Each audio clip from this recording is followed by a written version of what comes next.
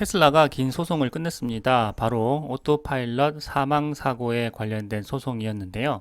다행히도 배심원단이 차량에 결함이 없다라고 판단하면서 테슬라가 승소하게 되었습니다. 사건은 지난 2019년으로 거슬러 올라갑니다. 테슬라의 자율주행 시스템 오토파일럿을 작동하던 중에 사망 사고가 일어났는데요. 테슬라가 이에 대한 원인을 제공했다라고 문제를 삼았고요. 결국 소송이 큰 사건으로 번진 것이었습니다. 10월 31일 캘리포니아주 리버사이드 카운티 고등법원 재판에서 12명으로 구성된 배심원단은 테슬라 차량에 제조상의 결함이 없고 배상 책임도 없다라고 판단했습니다. 사고 당시에 미카 리는 가족들과 함께 캘리포니아 남부 고속도로를 시속 약 100km로 달리고 있었다고 합니다. 이들이 탄 테슬라 모델 3에는 오토파일럿 기능이 작동되고 있었는데요. 갑자기 차량이 도로를 이탈하면서 나무를 들이받았고요. 곧 불길에 휩싸이게 되었다는 주장이었습니다. 이 사고에서 결국 미카리는 숨졌고요. 동승 중이던 약혼자와 아들은 중상을 입었다고 합니다. 끔찍한 사고였는데요. 테슬라에 소송을 낸 이들은 테슬라가 오토파일럿 기능에 결함이 있는 것을 알고도 차량을 판매했다고 주장하면서 테슬라에 배상금 4억 달러, 한화 5,400억 원을 청구했습니다. 겉으로 들을 때는 정말 테슬라에 문제가 있을 것만 같은데요. 자세히 사고 내용을 살펴보면 그렇지 않다는 것을 알 수가 있습니다. 사건 변호에서 테슬라 측 변호인은 미카리가 사고 당시에 술을 마신 상태였고요. 사고가 일어난 당시에 테슬라 오토파일럿 기능이 활성화되어 있는지 명확하지 않다라고 했습니다. 특히 오토파일럿 기능을 사용하는 운전자들은 운전대에서 손을 놓지 말고 도로를 주시해야 하는 의무에 대해서 강조하기도 했습니다. 이것은 당연한 거죠. 테슬라 오토파일럿 약관에는 이 부분을 분명히 하고 있는데요. 거기다가 술을 마신 상태였다면 운전을 해서는 안 되는 상황이었다고 생각됩니다. 이 사건 외에도 테슬라는 앞서 지난 4월에도 오토파일럿 오작동을 둘러싼 민사 재판에서 승소한 바가 있습니다. 당시 원고 측은 부상사고의 피해를 주장했지만 배심원들은 운전자의 부주의를 이유로 해서 테슬라의 배상 책임을 인정하지 않았습니다. 아직까지 완전하지 않은 베타 서비스이기 때문에 운전자에게 항상 손을 운전대에 놓고 전방 주시를 하라고 이야기하고 있죠. 현재까지는 운전자에게 전적으로 사고를 예방할 의무를 지우고 있는 상황입니다.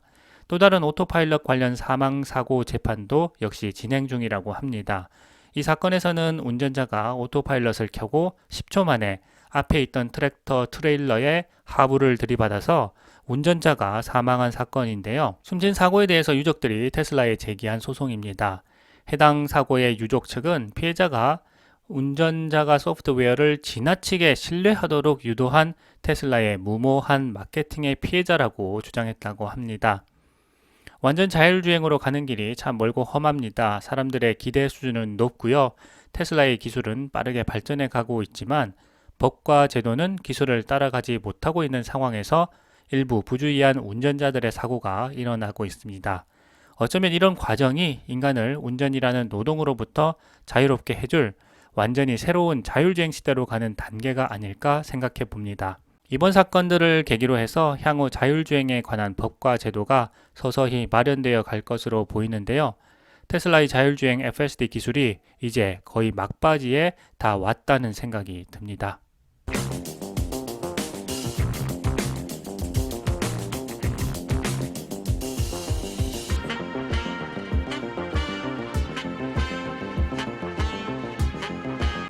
2014년에 있었던 일론 머스크의 오토파일럿에 관한 인터뷰를 살펴보도록 하겠습니다. 만약에 오토파일럿을 켠 상태에서 이 사고가 나게 되면 누구에게 책임이 있느냐를 물어보는데요. 일론 머스크는 먼저 오토노머스 드라이빙과 이 오토파일럿을 구분하는 것이 필요하다 이렇게 이야기하고 있습니다. 현재 테슬라에서 하고 있는 오토파일럿은 비행기에서 사용하는 이 조종 장치와 같다. 그래서 책임이 이 조종사에게 있다라고 이야기하고 있습니다. 현재의 이 일론 머스크가 하고 있는 이 자율주행의 단계는 이 잠을 자고 목적지에 가서 깰 정도의 그 완성된 단계는 아니다 이렇게 이야기하고 있고요. 그래서 이 운전자들이 항상 손을 운전대에 놓고 이게 전방주의 의무를 해야 된다 이렇게 이야기하고 있습니다. 현재 단계에서의 오토파일럿의 테슬라의 기능은 차선을 유지하고 다른 자동차와의 거리를 유지하고 자동 장애물을 피할 수 있는 단계라고 하고 있는데요.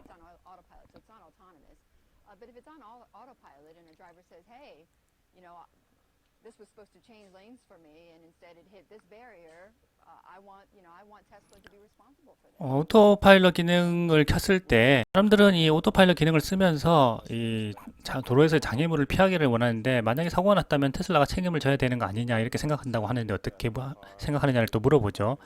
그래서 일론 머스크는 테슬라의 오토파일럿은 운전자의 감독 없이 자동차를 운전할 수 없다라고 지금 명확히 하고 있고, 물론 이제 미래의 어느 시점에서는 그렇게 될 거라고 생각을 하지만 지금으로부터 약 한 5, 6년 후에는 그런 정도의 단계 레벨에 도달할 것이다라고 이야기하고 있습니다. 하지만 목적지에서 잠을 깰 정도의 그런 단계는 현재가 아니기 때문에 사고로 이어지지 않도록 하기 위해서 지금 오토노머스 드라이빙으로 가는 단계에 있다. 그리고 그렇게까지 되기 위해서는 수백만 마일의 운전 데이터가 필요하다. 그래서 규제 기관을 설득할 필요가 있다. 그런 단계까지 가야 한다. 이렇게 이야기하고 있습니다. 아마도 5, 6년 동안 운전하게 된다면 그 이후의 기술은 그런 단계에 도달할 수 있을 것이다라고 이야기하고 있습니다. 향후에 이제 5, 6년 안에 할 수 있을 거다 지금 이렇게 이야기하고 있죠.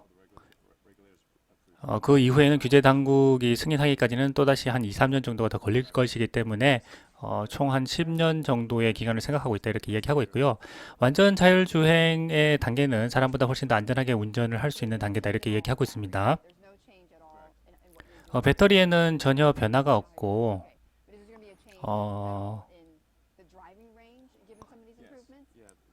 어, 주행 거리에 관한 어떤 변화가 있을 것이라고 하는데 어떤 내용이냐 물어보죠. 그래서 일론 머스크가 이제 듀얼 모터를 사용하고 있다라고 이야기하고 있고요. 이 듀얼 모터는 모터의 효율성의 균형을 훨씬 더 잘 맞춰준다. 그래서 모터가 하나 있는 것보다는 두 개가 있기 때문에 굉장히 효율화되고 최적화되고 시간을 효율적으로 또 사용할 수 있게 된다라고 이야기하고 있습니다. 그래서 고속도로에서의 어떤 범위를 10마일 더 늘릴 수 있게 된다. 이런 이야기를 하고 있고요.